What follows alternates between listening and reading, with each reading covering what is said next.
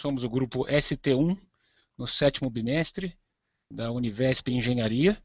Nós vamos hoje falar sobre um caso estudado junto à empresa Zeppelin, que diz respeito à otimização da cadeia de suprimentos de um tipo de material utilizado na produção deles. Na produção da Zeppelin existem vários insumos, uma família de insumos são os parafusos e todos os elementos de fixação para a produção de equipamentos especiais, equipamentos engineered to order, ou seja, são engenheirados para cada cliente especificamente. Um pouco do histórico, a empresa de fato vem do Zeppelin, que foi criado há mais de 100 anos, a fundação começou há mais de 100 anos, e hoje a empresa tem vários segmentos, uma delas é a Zeppelin Systems, que tem filial no Brasil.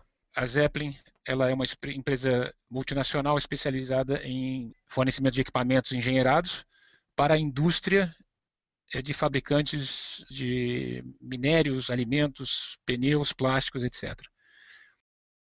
O assunto que vamos estudar é como obter de forma mais eficiente os parafusos e elementos de fixação. A empresa hoje ela tem um sistema de ERP que usa a estratégia MRP para obter produtos. Então, ela é utilizada para saber que quantidades de cada peça serão necessárias no futuro. Ela tende a formar lotes econômicos, ou seja, tentar fazer com que se compre quantidades que reduzam o número de negociações e não permitam que falte material na hora de montar os equipamentos. O fluxo é mais ou menos esse. A engenharia define quais materiais são necessários, o controle de produção através do planejamento roda o MRP, que define as necessidades.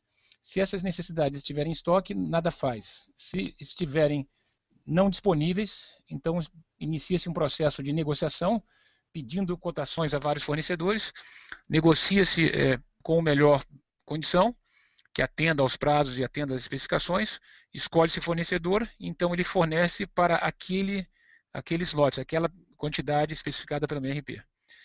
O fornecedor entrega, passa pelo controle de conformidade na entrada, vai para o estoque interno da Zeppelin, passa pelo almoxarifado e então entregue na montagem.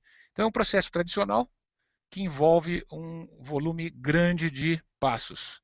Para se ter uma ideia do tamanho desse negócio da família Parafusos, eu coloquei aqui um pequeno resumo do que foi a negociação nos últimos 3 anos. Nós juntamos aqui os principais fornecedores desse tipo de parafusos e elementos de fixação em geral. Em 2013 foram R$570 mil, 2014 R$250 mil, e nos 15 meses de 2015 e 2016, 434. A média anual é em torno de 300 a 350 mil reais em parafusos. Então esse é o tamanho da oportunidade que nós estamos tentando otimizar. Do ponto de vista de processo, como nós falamos, é bastante longo o processo, e a ideia é reduzir esse processo fazendo uma única negociação anual. Em vez de se fazer uma negociação a cada ciclo que o MRP roda, faríamos uma única negociação anual. Isso surgiu porque ouvimos vários stakeholders, pessoas que trabalham na empresa, pessoas que fornecem para a empresa, e verificou-se que os parafusos são um item que tem muita variabilidade, tamanhos diferentes, cabeças de forma diferente, qualidades diferentes, materiais diferentes. Isso acarreta um elevado esforço interno, porque sempre se compra uma pequena quantidade para cada 2 semanas. Além disso, os fornecedores também não gostam dessa forma de vender, porque com pequenas quantidades eles não podem dar bons descontos. Então não há interesse em ficar fazendo pequenas vendas a cada 2 semanas.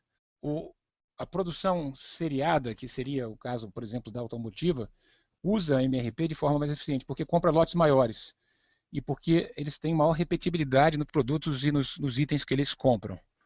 E no caso específico da fabricantes de máquinas, essa técnica de MRP acaba criando estoques indesejados. O pessoal de compras acaba assumindo que vai usar o parafuso lá na frente, então compra um lote maior para não precisar fazer a compra na semana seguinte, até porque é uma atividade chata e repetitiva. Esses são os sintomas que escutamos do nosso público-alvo.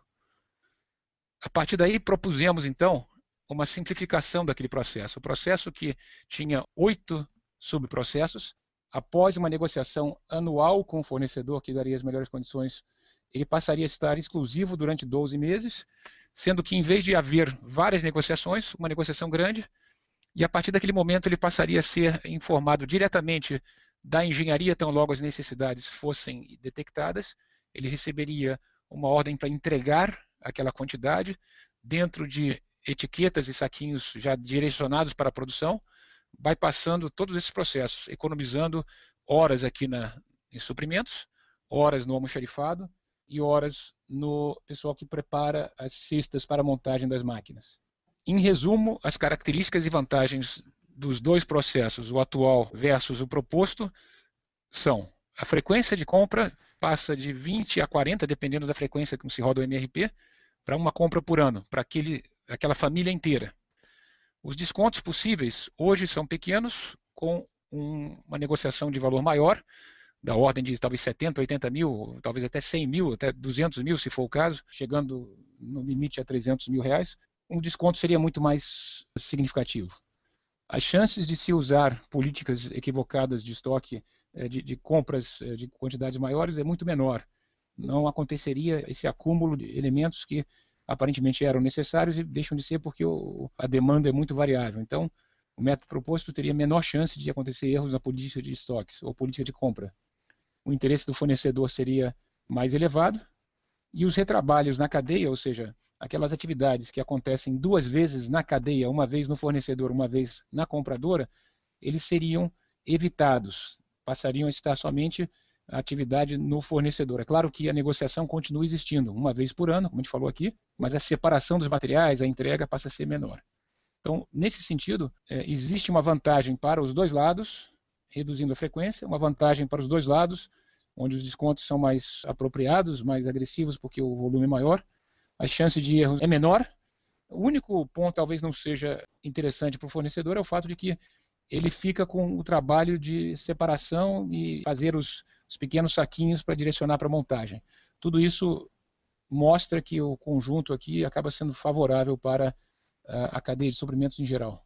Algumas ideias foram colocadas aqui, mas são conclusões parciais. Quer dizer, esse novo modelo indica muitas vantagens, já falamos.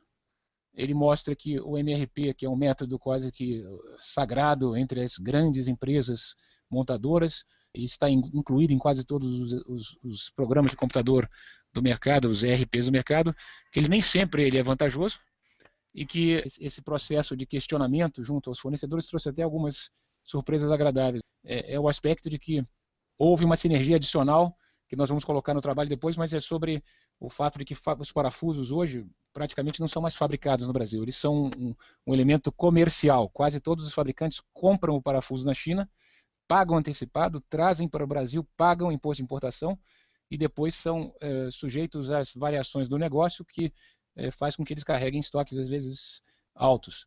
Quando a Zeppelin ofereceu trocar esse acordo, essa compra anual por estoques parados na Zeppelin, imaginávamos que eles não iam gostar disso, mas eles adoraram, porque para eles seria uma quantidade de parafusos que eles teriam para vender sem ter que pagar antecipadamente, como eles fazem hoje para a grande maioria dos parafusos que vêm da China. Mas isso foi um detalhe, surpresa agradável. Falamos aqui também um pouquinho, vamos colocar aqui algumas ideias de como é que isso pode continuar. A implementação do projeto, convidando os fornecedores, a negociação, negociar esse estoque parado da forma mais inteligente e mais interessante para o cliente Zeppelin e os fornecedores. Como é que isso vai ser medido, como é que a gente vai comparar e será que isso é possível ser estendido para outras famílias? Essas são as perguntas que acabaram surgindo na discussão interna do grupo, né? Mas a pergunta fica, como podemos melhorar esse projeto?